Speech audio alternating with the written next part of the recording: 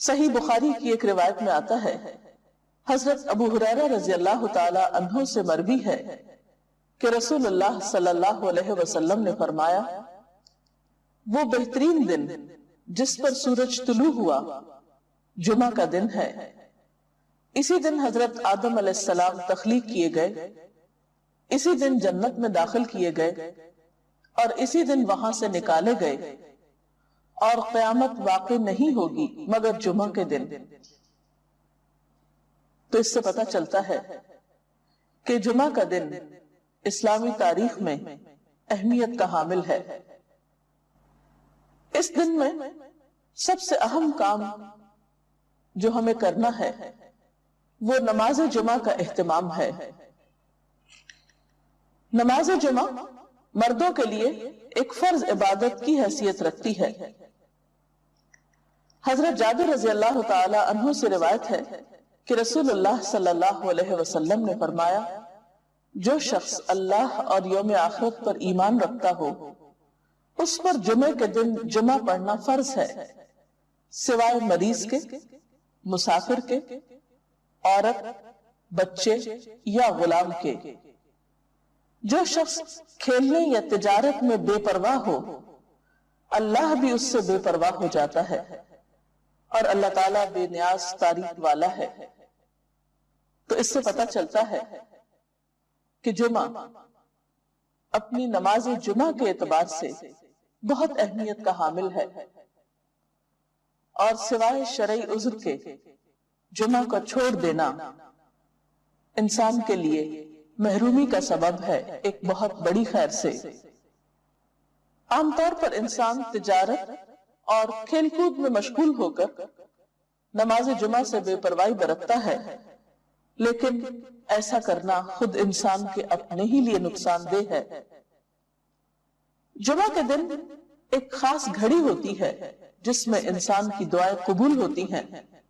حضرت ابو ہریرہ رضی اللہ تعالی عنہ سے روایت ہے، رسول اللہ صلی اللہ علیہ وسلم نے جمعہ کے دن کا ذکر کیا تو ارشاد فرمایا، اس میں ایک ایسی گھڑی ہے کہ جس مسلمان بندے کو وہ میسر آ جائے اور وہ کھڑا ہوا نماز پڑھ رہا ہو تو وہ اللہ سے جس چیز کا سوال کرتا ہے اللہ تعالیٰ اسے ضرور عطا فرما دیتا ہے۔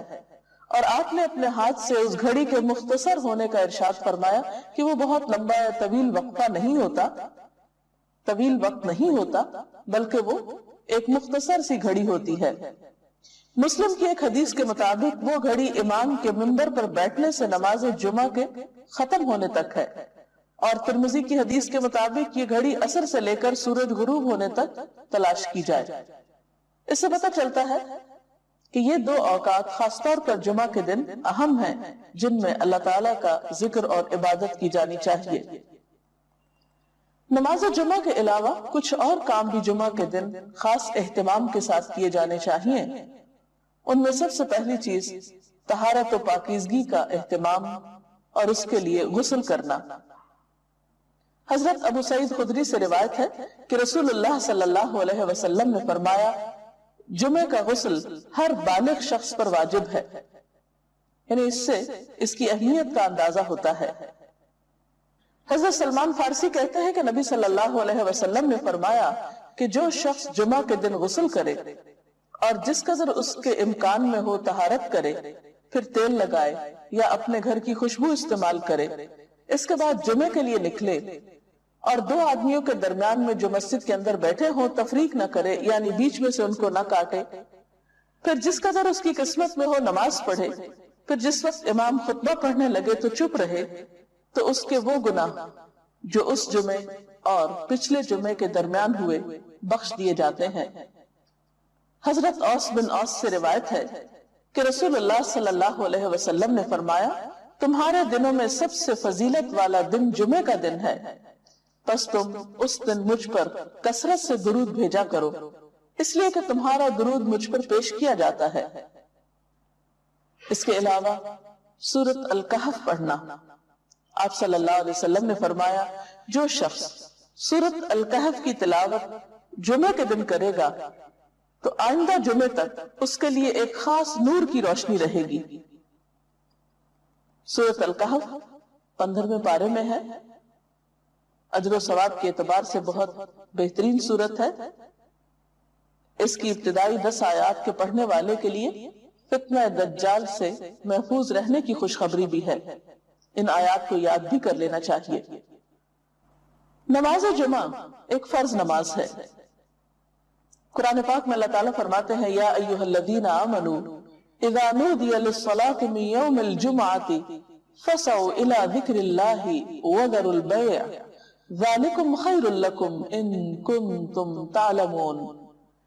اے لوگوں جو ایمان لائے ہو، جمعہ کے دن نماز کی آذان دی جائے تو تم اللہ کے ذکر کی طرف دوڑو اور خرید و فروخت چھوڑ دو، یہ تمہارے حق میں بہت ہی بہتر ہے اگر تم جانتے ہو۔ یعنی باقی تمام کام کاج چھوڑ کر عبادت کی غرض سے نماز جمعہ کے لیے مسجد میں حاضر ہونا چاہیے۔ آپ صلی اللہ علیہ وسلم نے نماز جمعہ کی فضیلت بیان کرتے ہوئے فرمایا، جس نے وضو کیا اور اچھے طریقے سے وضو کیا، کیونکہ بعض اوقات ہم تیزی میں وضو کرتے ہیں، کونیاں خشک چھوڑ دیتے ہیں یا پاؤں کی ایڑیاں خشک رہ جاتی ہیں، یا اسی طرح چہرے کو پوری طرح نہیں دھوتے یا صاف نہیں کرتے، تو اس سے وضو صحیح طور پر مکمل نہیں ہوتا۔ تو آپ صلی اللہ علیہ وسلم نے اچھی طرح وضو کرنے کا حکم دیا، فرمایا کہ پھر وہ شخص جمعہ پڑھنے کے لیے آئے اور کان لگا کر خطبہ سنے اور خاموش رہے تو اس کے اس جمعے سے دوسرے جمعے کی درمیانی مدت اور مزید 3 دن کے گناہ معاف کر دیے جاتے ہیں۔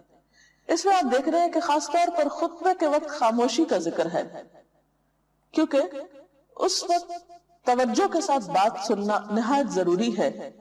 ایک اور حدیث میں یہ بھی آتا ہے کہ اگر کوئی شخص کسی دوسرے کو خطبے کے دوران یہ کہتا ہے کہ تم چپ ہو جاؤ، یعنی چپ کرانے کے لیے بھی بولتا ہے، تو اسے بھی ایک لغو بات شمار کیا گیا اور ناپسندیدہ قرار دیا گیا۔ نماز جمعہ نہ پڑھنے والوں کے لیے آپ نے وعید بھی سنائی۔ حضرت ابو ہریرہ اور حضرت ابن عمر سے روایت ہے، انہوں نے رسول اللہ صلی اللہ علیہ وسلم کو اپنے منبر کے تختوں پہ یہ فرماتے ہوئے سنا کہ لوگ جمعے چھوڑنے سے باز آ جائیں، ورنہ اللہ تعالیٰ ضرور ان کے دلوں پہ مہر لگا دے گا، پھر وہ یقیناً غافل لوگوں میں سے ہو جائیں گے۔ اور غافل دل تو پھر ایک بیمار دل ہوتا ہے، انسان کے اپنے ہی لیے تکلیف دہ ہوتا ہے۔